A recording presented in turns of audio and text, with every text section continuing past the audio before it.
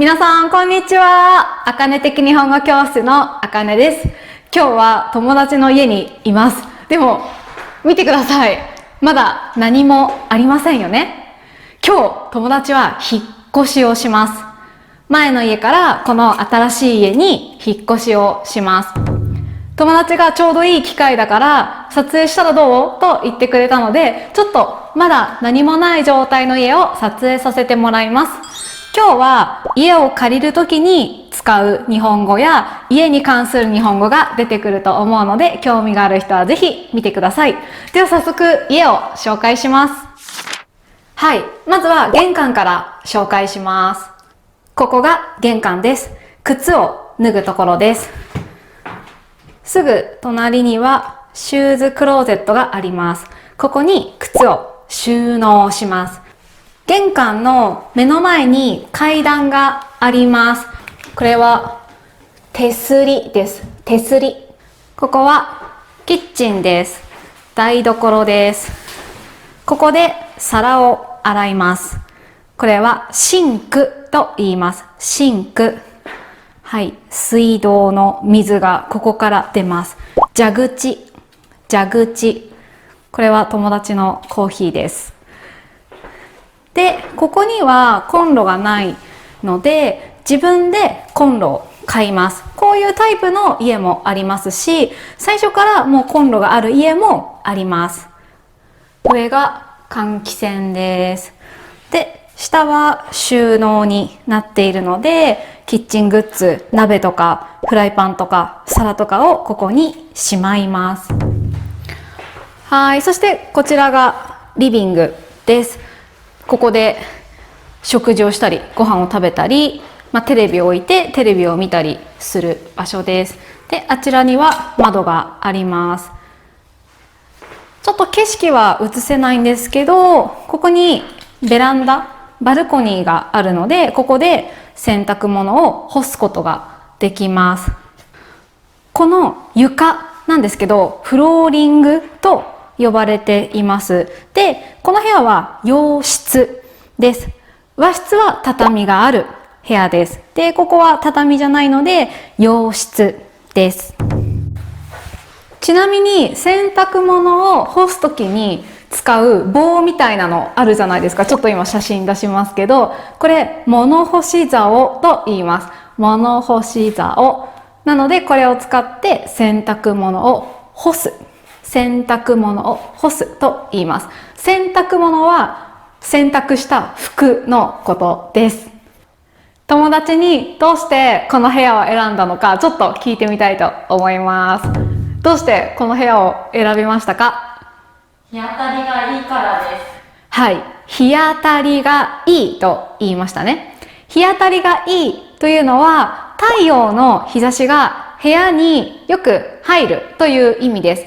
なので、日当たりがいい部屋は明るいですね。はい。友達は日当たりがいいからこの家を選びました。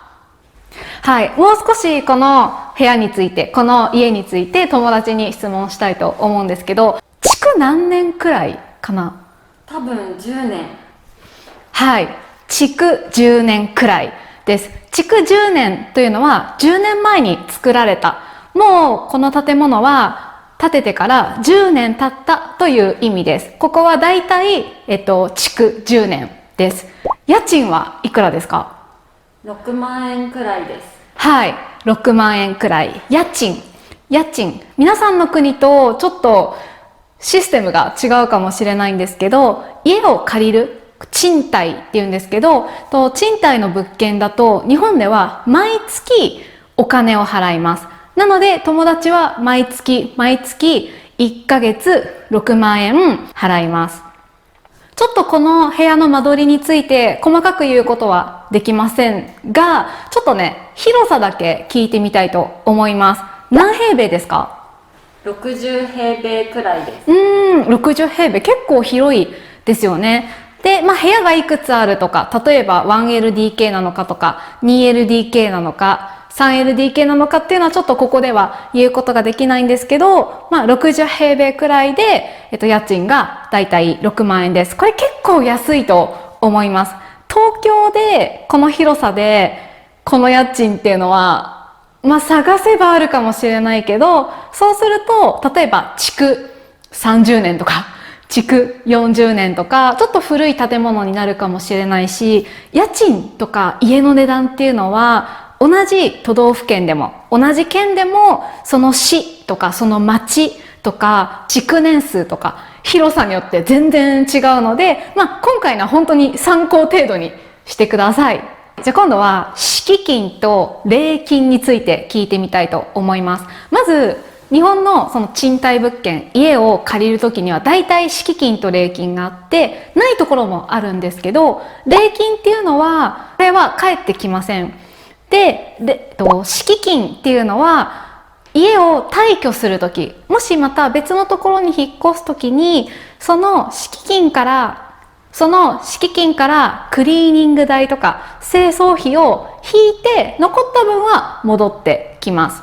もし敷金がない場合は、後で退去するときに別にクリーニング代とか清掃費を払わなきゃいけません。じゃあここは敷金と礼金ありますか？はい、どちらも1ヶ月分です。はい。なので、礼金1ヶ月分。1ヶ月分っていうのは、家賃の1ヶ月分なので、ここはだいたい6万円だから、敷金が6万円。あと、礼金も6万円かかるという意味です。だから、家を借りるときって、最初に払うお金が結構高いと思います。それプラス、1ヶ月か2ヶ月分の家賃も払わなきゃいけないので、2ヶ月分の家賃と礼金と敷金。なので結構お金がかかります。はい。リビングの隣には部屋があります。こっちも見てみましょう。はーい。こっちにはね、ウォークインクローゼットがあります。結構広いですよ。こんな感じです。ここにね、ハンガーをかけることもできるし、上にもね、カバンとか置くことができます。収納することができます。そういえば、日本のコンセントの形はね、このタイプです。この2つのね、穴があるタイプです。どうですか？日本のタイプと同じですか？コメントで教えてください。次は洗面台と、浴室を見てみましょう。こちらが洗面台です。鏡があって、ここで手を洗ったり、顔を洗ったりしますね。で、まだ、着てないんですけど、ここに洗濯機が来ます。で、浴室はこんな感じですね。はい、バスタブがあります。はい、これはインターホンです。ピンポンともよく言ってますね。誰か人が来たらピンポンってなるので、ここにね、そのお客さんとか来た人の顔が映って、誰が来たかを確認するものです。